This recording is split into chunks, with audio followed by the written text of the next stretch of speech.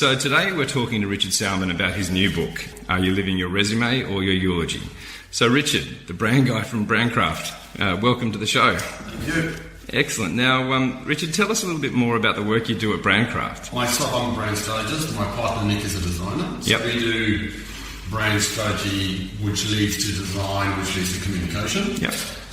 The way we do branding is a bit different. It's not, brand is not about marketing. Brand is a leadership issue. Mm-hmm. And so we go into companies and this is the ideal for us. Yep. And we talk to the leaders of the company and go, so what's your business about? Yep. Why do you exist? What's your purpose? What's your contribution? Why should people love working for you? Why should people care? Yep. And to tap into that truth about them and then build a blueprint, a brand blueprint around that. Yep. Which then will drive their culture and the way they engage and do business. Yep. And ultimately perhaps also drive their marketing, their marketplace positioning and everything else. Yeah. So that's kind of what we do. Yeah. That's do you find that authentic truth aspect is one that a lot of businesses sort of start off with, but then after a few years they sort of have forgotten about or moved away from? Is that often the problem? Or? I think that is the problem sometimes. I mean, for me, branding is, and I do a lot of work around, with people around brand you. Yep. People think that, there's the real me, then there's the brand me, and it's all spin and bullshit. Yep. And it's like, no. The brand you is the authentic real you. Yep. Who you really are, what you really want for yourself in your life, and what you're really about, and what you really stand for. Yep. And I think, companies sometimes find they get it, and they kind of, but they find it hard to stick to that because there is this other imperative all the time that comes up, and it's basically the dollar. Yeah. It's the dollar imperative, and the things they will do to hit a number and hit a target, which is quite short-term thinking in my opinion. Yeah. If you want to build a business that leaves a legacy that you're proud of, that people are proud to work for, you've got to have a truth. You've got to have an authentic, this is what we're about. Yeah. Yes, we make money, of course. If you're any good, you make money, but that's not your whole reason for existing, And I think if you build a business like that, even your shareholders will be well rewarded. Perhaps not next March, but in the long term they will. Yeah. And I think that's that kind of thinking. It's pretty big, like in America, for example. But Australia, it's not quite there yet. Yeah. But I really like the way you talk about it as well, because I think for our audience, which is obviously small to medium business, people with 1 or 4 or 20 people, you don't have the share market pressure, you don't have all of that, and you've got a real opportunity to be more authentic and real and to create this sort of, which is, it's really exciting opportunity. Small business people start a business. If their objective in starting a business is just to make a shitload of money, I think they're getting off on the wrong foot.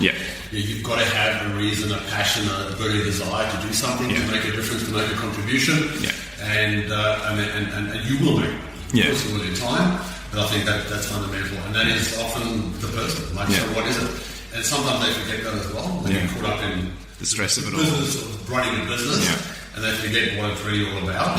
So I think it's really important to be clear on that and to know what that is and to stick to that. Otherwise your life becomes hell. You're not living the dream that you think you are. I think that's absolutely right. And I think, given that you're on the platform of Real-Time Minds experts, having someone outside of your business who's able to be objective about it and prod you a little bit and remind you not to forget these important truths that sit under, why you started in the first place, that's a fantastic opportunity, Sometimes, as you say, when you get inside and it's all, bouncing around, it's easy to lose that perspective. I talk about people being in the pit. Yeah, right. And clients are in the pit. Yeah. And when you're in the pit, you see as far as the pit wall. Yeah. That's day-to-day matters, day-to-day issues, stuff that's going on. And you need somebody who's out of the pit to say, hey, look at here, look over there, and to point to the future and to point to tomorrow and to give you ideas and thoughts that perhaps you haven't got. What about this? Have you thought about that? That's a massive part of the value of being a brand strategist, I believe. Oh, absolutely right. That frame of reference is totally different.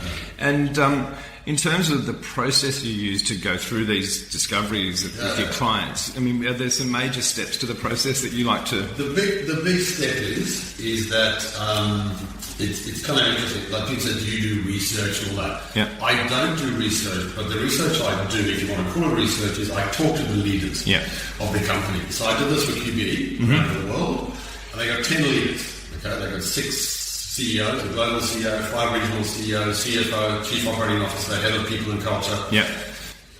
Ex-CEO going out, Chairman of the Board. Yep. I speak to them. Yep. One-on-one. Yep. I call it the red wine midnight conversation. And it might be a Monday morning at 9 a.m. In fact, some of them were. Yeah. But it's called the red wine midnight conversation because it's a real conversation. It's about, what do you really do? What business are you really in? What makes you proud? Yeah. What keeps you awake at night? What excites you? What brings you in on a Monday morning with a skip in your step? Yeah. What's this business all about? And that's the conversation I have with him. Yeah. Obviously, they talk about the business parts of the business because they say that they're economists and they're actuarists and they so grew towards that. Yeah. And I slowly let them say that and then get down to, I'm just talking to a human being here, not the CEO who happens to be the CEO. Yeah. So what do you want? Yeah. What's your legacy? What's it all about for you? Yeah. And I take notes in those conversations. Right. I don't record them or anything. Yeah. And people say stuff. When they kind of relax and off guard, they say stuff. Yeah. And what they say is like gold. Yeah, yeah. You don't find it in any report. You don't find it on the website. You don't find it anywhere. Yeah.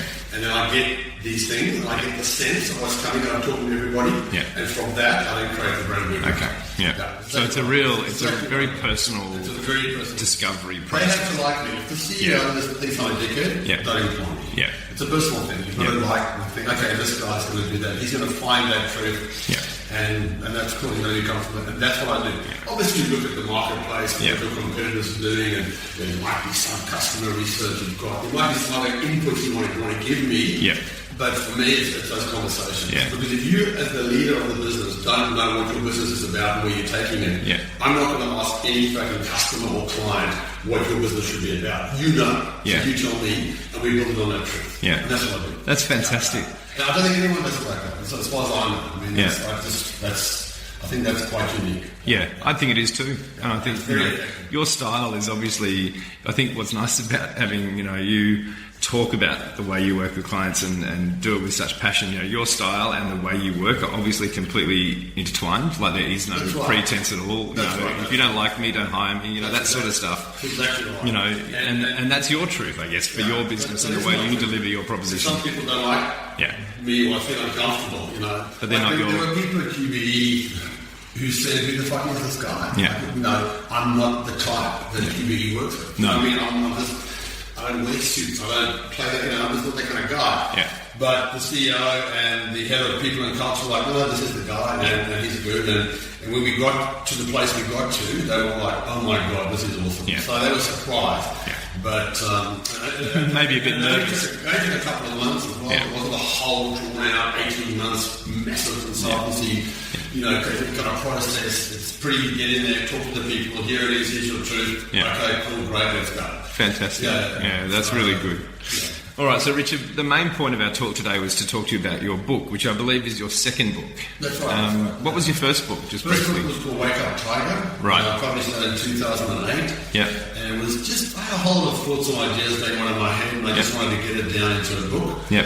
Which is Wake Up Tiger. Yeah. Yeah, awesome. And so you've come back for another crack, and this one titled, as I mentioned, Are You Living Your Resume or Your Eulogy? Correct. Very evocative titles with your books. What led you to that thought? Well, the book is, I write all the time. Right. Okay? These days publishing is really simple. When I published in 2008, it wasn't an online thing. I had to get the thing, get someone to help me design the book, and then I had to get it printed in China and get 4,000 copies sent to Australia. Yeah. Now I use CreateSpace at Amazon, which is Amazon's self-publishing thing. Yeah. It's printed to order. Yeah. You just upload the stuff from the desk here. It's just amazing. So I write all the time. Yeah. So I've got content. I've got stuff. So this book is not like a piece of work. It's a whole lot of different little thoughts and stories and anecdotes and things, which I kind of put into, there's probably 6 kind of sections and themes of the book, and then that was it. And the story that I chose for the cover was that one, Are You Living Your Resume or Your Eulogy, because I think that speaks really most to what the book's really about. Yeah. It's about looking at yourself and what kind of a life do you want, and what kind of a life are you living, and what kind of goals are you really chasing. And it's the old thing, are you chasing money, or are you chasing, satisfaction, happiness, personal dreams, etc., etc. So I think a lot of people come into the system chasing with a definition of success. Yep. That is not necessarily theirs. It's the definition of success. Or they've inherited. I ask people, what does success look like for you? And whose definition of success are we talking about? Is it yours, or is it your mom and dad's, or is it your schools, or societies, or the industry that you work in? You work in banking, and therefore success is this, and you've got a grand title on your business card, and I think a lot of people chase that, and they go through the school system, they go to uni, they get their job, they start building their career, and the first crisis, I think, happens around 30. You kind of go, fuck, is this it for the next 30 years? Like, is this the thing? Is this what I've been chasing? Is this the dream? And it starts to niggle. And then they go, I suppose it is. And they get on with it. The next thing is 40. These sort of milestones come. So this book speaks to that. Yeah. And that particular story, a friend of mine died of motor neuron disease 3 years ago. He was at school with me at the age of 6. And he lived in Sydney. Yeah. So I've known him for a long time. And then I had to write his eulogy for a service held in Cape Town for him. Yep. So I was writing his eulogy, and it just occurred to me when you're writing it, going, well, what am I writing about here? I'm writing about him as the person, him as the man, not what he achieved and how much he earned and how well he did and how successful he was in terms of, as a business guy and how much money he made. And it's not about that at all. At the end of the day, it's about you, the person, and how you made a difference to others and who you were as a human being. Yeah. And so that was it. So it's kind of got that personal side to it as well. Yeah. And that's really interesting. And was that a light bulb moment for you in terms of that process of writing someone's eulogy, where you reflected yourself as well on how you were going through your life? It wasn't a light bulb. I think I had that light bulb moment kind of a while ago for myself, really. Yeah. But that was just a way of capturing that feeling. Is it your resume or your eulogy? Like, what are you chasing to? Yeah. And the resume is the CV. Let's say, okay. A lot of people go around in the world presenting their CV. Like, this is who I am. This is brand me. Yeah. Look at my CV. Yeah. And it's bullshit. Yeah. I mean, that's not who you are. It's funny, isn't it? You go to a party and someone says, Jeff, it's nice to meet you, and the first thing we start talking about is what you do. Yeah, what do you do? Yeah. Like, what do you do? And, where do you live? And like, the CV is just... It's a shortcut. It's a shortcut thing. It's lazy in a way, isn't it? It's not really who you are. Yeah. And the conversation you should have at a dinner party is not, where do you live, but what do you live for? Not so what car do you drive, it's like what drives you. Yeah. But we don't do that. We don't rock up at parties and go, so what do you live for? Yeah. You think you're crazy. Like, what are you talking about? That's what right. I live for, Well, that was... Are you happy? Yeah. What do you mean, am I happy? That was one of my favourite stories in the book, and I think one of the ones that really resonated with me was the one where you talk about if you met yourself at a party, would you recognise yourself?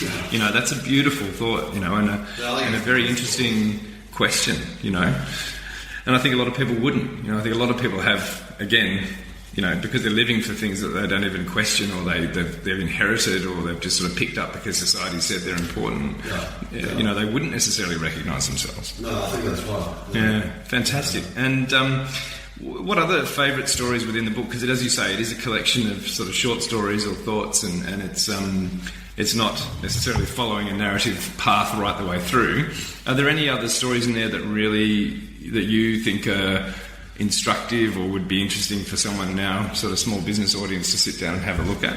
Well, I think this book is kind of about you and your life. It's personal. Yeah. The other book, which is going to come out later this year, which are the other stories which I like, which are about same thing but more in the workplace. If you know what I mean. So it's about culture. Right. So I think the title will be "The Workplace Isn't Working." Right. Yep. This speaks to the number of people who basically not engaged in work. The workplace isn't working, and what to do about it. Yeah. So it's the same thing about tapping into people's energy and their aspirations and desires. Yeah. But so the workplace kind of feel around it. So those stories I haven't put in here. Yeah, you're keeping those later. That's all relevant to business, as in business culture, employees engaging people. Yeah. This is more just about life. Yeah, right. So, well, I think we've talked to other Real-Time Minds experts, one of whom, Sarah Fraser, for example, who we talked to about the fact that as a small business person, if you've got 1 or 2 or 3 staff, you're a big part of that machine, you know, and if as a big part of that machinery, if you're not well aligned in terms of what you're doing versus what you think is important to you, you know, all of those things have big impacts when you're such a big part of a smaller business. So I think, you know, even though you say you've got a book coming out later on that is more business focused, I think this book is a great read for small business people, just to do that sort of mirror check sort of thing, to say, are you really passionate about what you're doing? Is it something you think you'd be able to slave over for a few years, even when the ups and downs are happening, you know, because I think that's a sort of... There's a thing, there's an enemy out there, if you like, and the enemy is, and that's the one story about, you know, is the voice in your head driving you crazy? Yeah. Or is the voice in your head driving you fucking crazy? That you should have been there. Well, I kind of held back in the story a little bit in the book, but not too much. And because the voice in the head is like a radio station that's on all the time. Yeah. You know, when people go, well, what voice are you talking about? I go, well, they think that. Well, the voice that's talking to you right now, that's the voice in your head. Yeah. And it's typically not a champion, you know, for who you are, what you're about. And if you're thinking about starting your own business, let's say, for example, the voice in your head will go, yeah, but guy, but there's another voice going, oh, yeah, man, what if you fail? And really, and it's just you, and, you know, it's a whole lot of negative stuff comes with that. Yeah. So I think that's kind of the enemy, you know, it's the voice that chips away and tells us, you know, questioning the agreements we make with ourselves around, I'm no good at that, and I won't do that, and I won't succeed at that, and I can't fail, and I've got these fears, and what if I, you know, look bad, and what if I stand out, and what if someone doesn't like me, and what if... So we play this game where we try to be, you know, all things to all people, and kind of comfortable in our skin, despite the fact that the voice in the head is chipping away. So I think that's in the book. There's quite a lot of that goes on. What's going on, and how do you see yourself? And a lot of that's impacted by how other people see you. Yeah. But at the end of the day, you know, you can be popular, and I think I say somewhere in the book that popularity is for mediocre people. Yeah. To be honest. Yeah. Now, and that comes back to what branding's about. You know, branding and brand new, and any brand out there, you've got a small business as well, you want to have a brand, you've got to stand for something. That's right. You can't stand for just okay. You Yeah. can't just be a 7 out of 10 and go, well, we don't want to offend or piss anybody else. You're not going to stand out for anyone. We'll take a sort of mediocre half-assed position. Well, that's nothing. Yeah. You've got to take a position. Which means polarizing. You're going to. Some people are going to like it, some aren't. Yeah. Someone's going to hate you. Yeah. There's fucking going to be haters out there. That's life. Yeah. Tough life. Yeah. Stuff to them, but don't worry about it. Well, if you want to matter, you've got to matter to somebody, which means you're going to polarize. That's right. Yeah. No, I think that's absolutely right, and it is a fear. I think in the early stages for small business people, I think it is a fear because financially maybe it's tough. You know, there's almost, you don't want to offend anybody because you don't want to lose the chance to, you know, win a sale from anybody. You know, you'll take anything early on. Big companies do it all the time. Yeah, that's true too, isn't it? When they make ads. Yeah. And then they research the heck out of the ads and take all the, you know, potentially offensive things out of the commercials, which are actually the magic and the bits that make it awesome. Yeah. And then they dilute it, okay, well, there's a great ad. And it becomes vanilla background. Yeah. No one notices it. If you're worried about, you know, the granny in Parramatta, you might complain. Yeah. It's like, well, really? Are you really concerned about, you know? It doesn't show a lot of bravery, does it? No, it doesn't show a lot of bravery. And it's butt covering. I think that's the other thing. Butt covering, politically incorrect to the point of being just bland. Yeah. You know, and I think that's a danger. Absolutely. In the brand you section of the book, you talk about how many of us have lost our sense of self and what makes us unique. You ask the reader to ask themselves, what do I live for? You know, if you were talking to someone who's starting out or in the first couple of years of starting a new business, you know, you talked about that red wine conversation with the QBE executives. You know, how would you have that conversation, or how would you advise one of our clients to have this conversation with themselves? Or, you know, is it the sort of thing you can do yourself, or do you need someone else to be prodding you and poking you and taking you out of your comfort zone? I think people often have an intuitive sense of what it is that's driving them and motivating them. But it's good to have a chat with someone about it as well. And the conversation is, so what's your purpose? Why do you use this? Why for making money and paying your bill, or else for a bill, like, what's it about? What's your dream here? You know? Okay, it's this, really? You know, so I think that kind of interrogation, people might give it, like somebody might say, to make a difference. Okay, that's pretty generic and pretty broad. What do you mean by that exactly? And really drill down to you know, what that truth is, you know. And So tell me about your life and why is this important to you, and et cetera, et cetera. Yeah. You know, it's all links to that as well. Yeah. I mean, I grew up in South Africa with apartheid, media censorship, very strict, conservative, conforming society. Yeah. I'm a product of that. Yeah. That's why I'm such an outlier. Yeah. Because I just hate that. Yeah. I hate authority. I hate rules. I hate regulations. I hate the police. Yeah. I hate it from my upbringing. You know. Yeah. So I'm very clear about one reason why I am where I am. Yeah. You know? Yeah. And if I'm going to work with people, that's what I want to be doing. I want to be doing stuff that's epic and that's extraordinary and a bit challenging because it's going to be awesome. That's really what the world needs. You know. And if funny, isn't it? Do that, then that's fine. I'm going to watch the cricket. I don't care. I'm not, you know. And you look at some of the most amazing entrepreneurs in the world. You know, Elon Musk, for example, grew up, I imagine, in very similar circumstances, and his cousin, who's got the solar business. You know, they both grew up together in South Africa. And I mean, he's probably about 10 years younger than me, I think, Elon Musk. So yeah. And South Africa, in terms, that's quite a big deal because it means he grew up. He experienced almost a different South Africa than I did. Right. He was there when the new South Africa. Actually, he probably left by then. Yeah. But 10 years difference, you know, it would be 10 years makes pretty stark. Because it all happened around, 10 years, everything kind of changed. Yeah. But Elon Musk is, he's changed the world. Isn't he? He's the guy most single-handedly doing anything to change the world. Yeah, I'm a huge fan. And space, and the universe, everything. I know. No, I'm a huge fan of everything he does, and you know, I heard him say once, or heard someone say once, that he built Tesla as a business so that he could fund his work in perfecting battery technologies, so that he could then team solar-powered stuff with the batteries, because that's the biggest problem with solar is storing the energy. So Elon Musk, I talk about it in some of my talks quite a lot. Yeah. Because what I do is the question is, how high are you aiming? Yeah. So when you're aiming for anything, you're starting a project, you're starting a business, let's say you're starting a business, okay? Yeah. How big are you actually aiming? Yeah. And the conventional wisdom is you aim quite low. Don't aim too high, because like Icarus, if you aim too high, the sun will melt your wings and you'll fall into the ocean, that kind of shit, And yet Elon Musk is an example of aiming high, okay? And all these people from the Silicon Valley today, they aim extraordinarily high. Like they just go like, whoa, let's just go crazy. Yeah. So Elon Musk, when he started SpaceX in 2002, his vision was to build a colony on Mars. Yeah. Okay? You're like, dude, what are you smoking? Yeah. It's not real. Yeah. You know? And that's what he's going to do. Yeah. That's what aiming high, you know what I mean? And he's a rockets imploded, it's like the launch pad, and rockets hasn't made it. Yeah. You know, and he's obviously now supplying the International Space Station. Yeah. But that's just a little small step to what his actual goal is. Yeah. He says he's going to die on Mars, right. which is not an impact. Okay? He's saying 2035, 2040 is about the time this is going to happen. Yeah. And look, I'm so with him. I'm so with him. And when he saw Tesla, I mean, conventional wisdom was that you can build an electric car, but it'll never be as good as or better than a petrol or diesel. It's just impossible. Yeah. And he said, no, stuff that. I'm going to build an electric car, and it's going to be the best in the world. Yeah. That's how high he aimed. Yeah. You know what he did? Yeah. He didn't lost everything. I mean, the company almost been under. Well, apparently that's happened to him a few times through his life, where he's almost gone to the wall. Almost gone to the wall. Yeah. High risk stakes, put it all on the line. Yeah.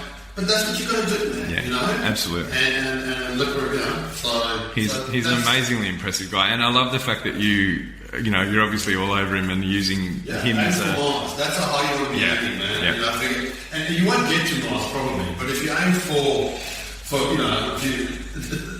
there's no point aiming small. Aim high. Yeah. Aim high, and you still get closer to the goal. That's right. As opposed to taking a conservative, sensible, reasonable kind of view. Let's just be a bit cautious here. Yeah. Because the Icarus story. So Icarus, Seth Godin wrote a book called The Icarus Deception. Mm-hmm. So this is his thing. And the other part of the Icarus story is that his father said to him, don't fly too low either. Yeah. Because if you fly too low, the condensation from the ocean will likewise fall on your wings and you'll fall into the ocean and drown. Yeah. In fact, his father said that there's a greater danger of flying too low. Right. Because you think you're safe. Yeah. When you fly high, you know you're in danger. And you you feel it. Yeah. The adrenaline's going through your body. Yeah. When you're flying too low, you think, this is safe, this is cool. Big problem. Yeah. Big problem. Danger alert, massively. Yeah. You'll die from 10 metres as much as you will from 1,000. That's the Icarus deception. Yeah. So we were deceived. The message was don't fly too high. Because in fact, the real message was don't fly too low. And that's what Seth Godin was saying. And cyclical. Elon Musk is an example of somebody who flies so high, he's going Mars. Yeah. So, look, I'm with you on him. I follow everything he does. Tell me, in the book, many of the chapters relate to discussions you've had with children. Why do you think children have some of the answers? Because there's a very famous Dr. Seuss quote. Today you are you, that is truer than true. There's no one alive who's you than you. Yeah. Okay? So that's the true, there's you. There's only one of you in the world, I know you need. Yeah. Now, do you think he wrote that for 5-year-olds? Do you really think a 5-year-old needs to be told that? No. No. You know what I mean? He did, but he didn't. He wrote that for adults. Kids know that shit. Yeah. And then we lose it. Yeah. And we become domesticated, we become institutionalized through the systems, through schooling, through whatever it is, and we lose that. Yeah. So kids for me, and for my book, Wake Up Tiger, the spirit of the tiger is kids. Yeah. Mischievous, crazy, spontaneous, full of laughter, full of fun, do random shit, just like, whoa, creative, divergent thinking. Yeah. There was a very famous study done on divergent thinking. Divergent thinking geniuses. 98% of 5-year-olds are divergent thinking geniuses. Wow. By the time they get to 13, it falls down to about 20%. Yeah, wow. When they get to adults, it's 2%. We just lose it. It must be fear. Fear has got to be the thing that drives so much of that, doesn't it? Yeah. Fear of not conforming, fear of failing. Well, it's fear, and it's also, if you think about the system, the education system, we were talking earlier on about our kids at school and HSC, what's important? Pass. What's the number? What's the number? What's the ATOP? Yeah. Forget everything else, just give me that number. Yeah. Everyone's chasing that goal, and that's what it's about. Yeah. And where's the answer? It's in the back of the book. Yeah. Or it's in the teacher's head. Yeah. There's not this idea that the world is an unsolved puzzle that you can jump in and discover and recreate like Elon Musk does. Yeah, you know what I mean? Yeah. Kids they don't believe in that. You know, it's rote learning, it's stuff, you learn stuff, that's what you do, you get through the system, get your marks, get well. Yeah. That's also part of it as well, a massive part of it. You become domesticated and institutionalized, I believe. Yeah. I think it's a huge problem, and I think the education system's got a massive problem. Yeah, I'm with you on that as well. There's a lot of people, I think, talking around this issue of the fact that we've been teaching for standardized tests, and the whole idea of standardized tests were a bit of it was a flawed method in the first place, if you like. We don't have standard jobs, so why are we training people with standard tests? So what you're talking about there, the sort of free-range human approach, is probably, in terms of solving the problems we're going to have in the next 10 or 20 years, sounds to me like they're the sort of people we're going to need more of. But the other thing is that the jobs that these kids will have don't exist. That's right. Yeah. They literally don't exist yet. So how can you train them for a job that doesn't exist? Exactly. Because you don't know what's going to exist in 5 years or in 10 years' time. Yeah. Like in the world of marketing and comms and all that, there's a whole lot of jobs in digital and social media. Well, 10 years ago, Facebook didn't exist. That's right. So those jobs didn't exist, and you couldn't have envisaged them from there. Those kids who are now 28, got 18 doing their HSC, and there was no such thing as social media. Suddenly it's the whole big thing, and there's an example. And that's going to become more and more the case. Because technology is not slowing down, it's speeding up. That's right. It always gets faster. So how do you train kids for jobs that don't exist yet? You don't give them a different set of skills. They've got to obviously have the creative thinking, engineering, all of that stuff. But you've also got to be creative, adaptable, fluid, agile. Yeah. I think a bit of a generalist as well, not just specialised. I mean, this specialisation was big on specialisation. What about generalists? You can join the dots and see bigger picture. I think there's a massive role for that as well. Absolutely, and I think you're right. And I think the small businesses that are going to succeed in the future, again, it's hard to imagine what they look like now.